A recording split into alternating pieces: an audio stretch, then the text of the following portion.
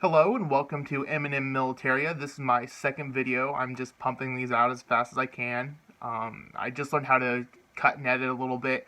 So hopefully if I get more viewers, I'll spend a little more time doing it. I know these aren't very professional by any means. I just want to get this knowledge out to new collectors because I started 9 years ago, and without having someone to actually talk to you about what's real, what's fake, what's out there. I'd even like to get into how much to spend on certain items. Like, what's the market on stuff? I know it fluctuates.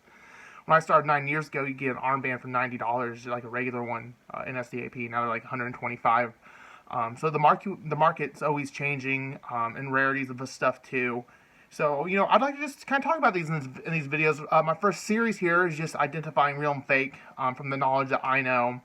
And once again, I'm not an expert. I don't know anything really. I'm just here to kind of just tell you some of the tips and tricks that I've been taught and how I identify stuff from looking at it. And what really spurred this on is just seeing the people bidding this outrageous prices for stuff on eBay and on like online auction websites. I looked at an auction website last night, which really, like, what are these people doing? Buying all this, like they had bids for all this reproduction stuff, and it's like, why? And the auction company is well known to have real in it, but they also do reproductions too. So it's kind of like it's a minefield. I just suggest to stay away from those. Go to collectors that know what they're doing. And I'm trying to make these videos short. I don't want them to be 30 minutes. I want them to be very basic, just enough to get minimal understanding of what to look for when you're out buying this stuff. I love stick pins. They were one of my first real heavy things I collected in the German field because they're still affordable. Generally, they run $25 to $50 depending on stick pins. There are a couple rare ones, like the Tino ones, go for like $300, $250, $300. There's a couple rare organizations. I'm going to show one rare organization in the video that I have. So basically, we're just going to go through how they are made, twist in the metal of the backs of the stick pins. And the varieties of backs, there's a lot of different types, and there's some I don't have in my own collection. I just want to give you kind of the basic ones. Once again, I'm not an expert. I just want to help new collectors learn a little bit, thing or two, without dragging it on and having to look through forums, which I heavily suggest doing. Look at the forums, buy some education material books. I know some that books cost money, and that's why videos are free. Come get some information.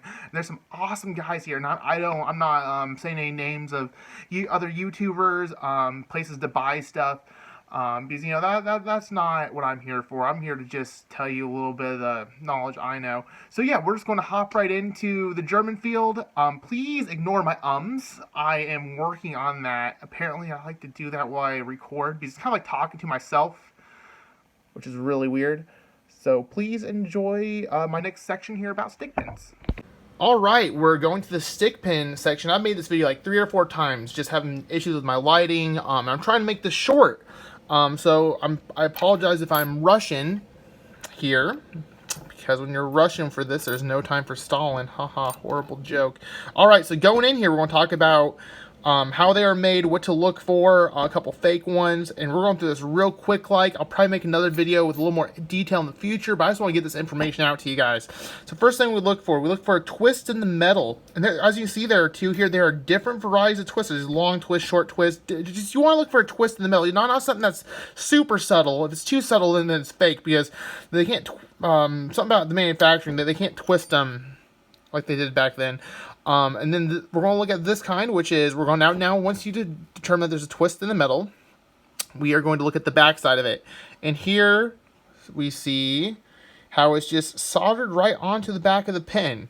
Some stick pins will have maker marks. Some stick pins won't have anything on it. You just kind of look. You don't want too many maker marks, obviously. This stuff from my collection, so I always keep the best examples in my collection. So yeah, just soldered right on there. And then this one, another example, this NSBO, soldered right on. And I decided I want to talk about value of stuff like this in my videos. Social welfares are like 25 to 35 NSBO, 25 to $35 stick pins. That's what you want to see them for in the market. Let's move on to the next section here. These are, we got a rad, which are about $35, and rare ones like the colonial colonies. I don't know what these ones go for. I actually just got this one in my collection. And we're going to talk about, so you look, once again, you look for the twist in the metal. And this one is connected to a plate on the back. And it is marked on there. I apologize about camera quality. I may look into getting a new camera. But it is marked on the back. And you can see it's soldered onto a plate, which is soldered onto the pin. Same with this one. Once again, I apologize. I'm rushing. I don't want these videos to be over 10 minutes, especially with all my blabbing in the first half of this section. So yeah, and this one actually has a section where it's actually, you can show where they want the mark to, the plate to be on it. So those are that's another style, is the plate on the back, soldered in, plate on the back.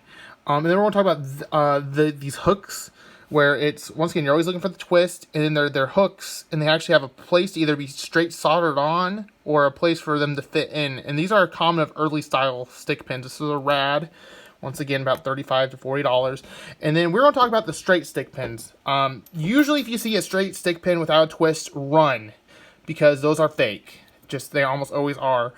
And what we're going to look at is, once again, it's the hook, and it's soldered right on there. But you can tell by the hook and by just how it's made that this is the original one. Like I said, I'm trying to keep these videos short. I want to mention the fact that this pressed tin material is similar to the visor eagles, how they are pressed. Just something to talk about for a future video. And then here's another example of where it has a straight pin. This is a Veterans. This one's worth like 20-25 bucks. And it fits right into that section, just like the rad one, straight stick pin with the angle or the hook curve. So yeah, all those original stick pins, just kind of 3 different varieties to look at. Like I said, usually avoid the straight ones unless you really know what you're doing. Let's talk about, I have this up here, the Donald Duck. This actually isn't a stick pin. This is for a Kriegsmarine overseas, or not overseas, but Kriegsmarine cap, like a tally cap. And it's just similar stick pin style. I just kind of like it. This one's not in good condition. And that's, once again, there's that pressed tin thing I was talking about. We'll get into visor eagles in a future video. So yeah, like I said, once again, when you're looking for originals, you're looking for the twist. You're looking for how it's connected on the back. You can pay attention to the fronts and look for errors and details. But generally, if the back's wrong, it's going to tell you right away if it's real or fake. Let's go into the couple fakes I have here. The last video was like 8 minutes long. I didn't even get into the fakes. Obvious fake. This is like a Merit one. When I bought these, I bought them in a group with a bunch of real ones. I didn't look at all of them. My bad.